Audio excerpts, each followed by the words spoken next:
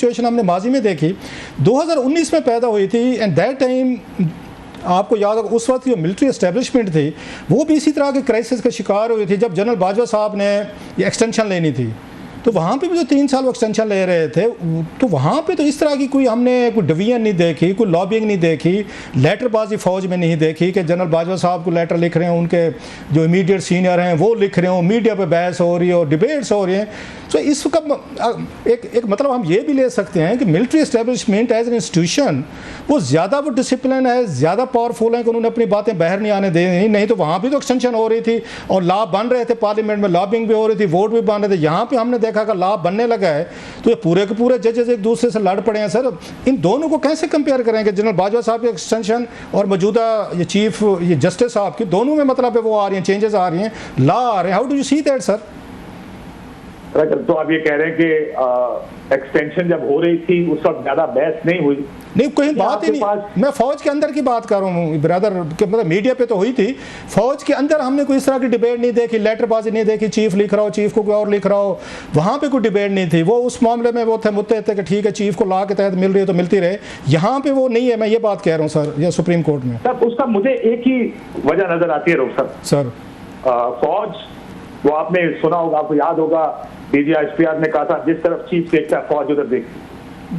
फौज में चीफ की ताकत या इख्तियार जो है, मतलब जिसके पास डंडा होता है, आप ये कहते हैं जिसके पास स्टिक होती है तो एवरीबॉडी मतलब टर्न टू हिम। वो है ना, क्या करे।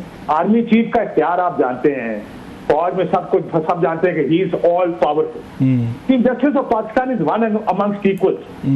ये कहा जाता है चीफ जस्टिस के बारे में कि बाकी सब जज बराबर है। वो उन बराबर जजों में से एक है। सिर्फ इंतजामी मामला पहले वो देखते थे, वो भी उनके हाथ से लेने की कोशिश की थी, वापस लेती है अब दोबारा, लेकिन वो भी इख्तियार वापस ले रहे।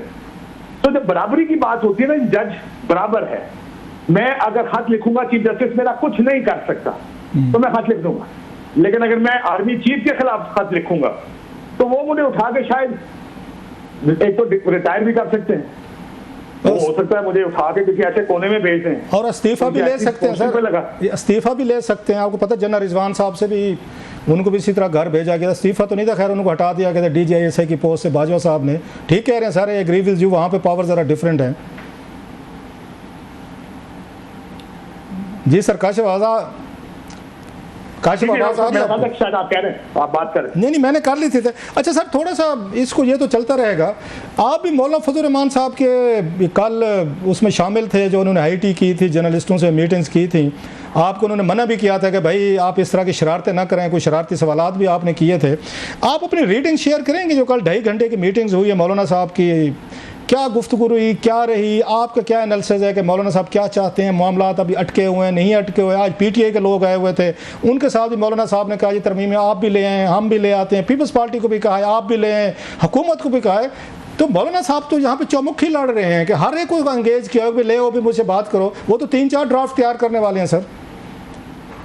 देखिए मौलाना साहब, आपको पता है कि सियासत में ज़हीरत तरीन लोगों में से एक, I agree sir, true, is a very very smart man. Yes, और पॉलिटिक्स में किसको कैसे कब इस्तेमाल करना है, आप अपना एक पुराना आर्टिकल निकाल के पढ़ लें, यही पॉलिटिक्स होती है जी। वो आपको याद होगा, आपको गिलानी साहब ने ये वाकया सारा सुनाया। हाँ, वो उनका यस 2007 की बात है जी। तो मसला ये कि मौलाना साहब की बात से मुझे ये लगा कि मौलाना साहब हुकूमत के करीब तर है। उन्होंने हमें इस तरह कन्विंस किया कि जजेस की उम्र 66 साल बांग्लादेश में भी है, यस, और ये कहा कि कॉन्स्टिट्यूशनल कोर्ट, तो मेरा ही आइडिया था हुकूमत कहती है। उन्होंने ये भी, आपको याद होगा कामरान मुर्तजा साहब ने कहा कि अगर हाईकोर्ट के जजेस ट्रांसफर हो तो हमें इससे मसला नहीं। उन्होंने कहा सनसेट क्लॉज डाल दें मिलिट्री कोर्ट्स के अंदर, तो ये आप मिसिंग पर्सन का मामला खत्म हो जाएगा। ऐसे तो नहीं हो सकता कि लोग मिसिंग पर्सन हो रहे हो, तो बेहतर है कि उनका कोर्ट में ट्रायल हो और जल्दी जल्दी फैसले हो। तो हर उस मसले पर, और ये भी कि जो जिन शकों से मौलाना साहब को मसला था वो निकाल दी गई। तो हमें वो मुझे सारी बातें सुन के लगा कि वो हमें बता रहे थे कि यार मेरे सारे तहफ्फुज़ात को दूर कर दिया गया।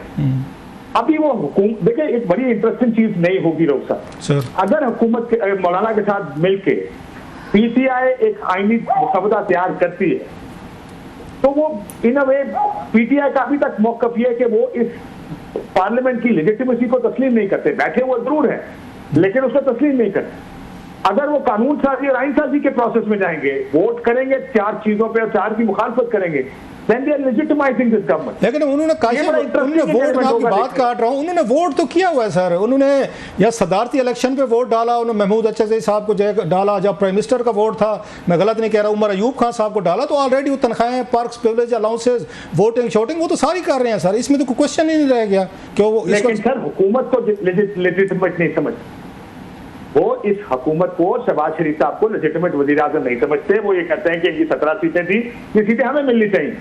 ये दोनों में फॉर्म 47 की गवर्नमेंट है, तो आईनी तरमीम इस हुकूमत के साथ करना, लेजिटिमेसी देना है इस हुकूमत को। तो ये बड़ा इंटरेस्टिंग एलिमेंट होगा कि मौलाना उनको खींच के आईनी तरमीम करवाने की तरफ ले जाते हैं। आप कह रहे हैं मौलाना फंसा रहे हैं, आप ये कह रहे हैं मौलाना फंसा रहे हैं उनको, कोई ट्रिक यूज कर रहे हैं? मैं बिल्कुल ये नहीं कह रहा सर, मैं बिल्कुल ये बात नहीं कर रहा, ये आप कह रहे हैं। मैं सिर्फ ये कह रहा हूं, आपकी बात से तो मुझे ये लगा है कि ये नया ट्रिक है इमरान खान साहब को फंसाने का, कि ले जाएं और उनसे वोट करवा दें।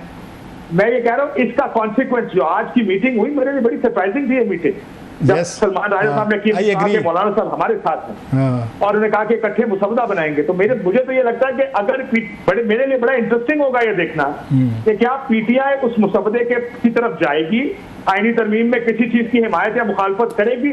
बिकॉज अगर वो करेगी तो फिर मेरा ख्याल है वो डायरेक्टली एंड इनडायरेक्टली इस निजाम को लेजिटिमाइज कर रहे होंगे, तो बड़ी इंटरेस्टिंग डेवलपमेंट होगी पॉलिटिकली।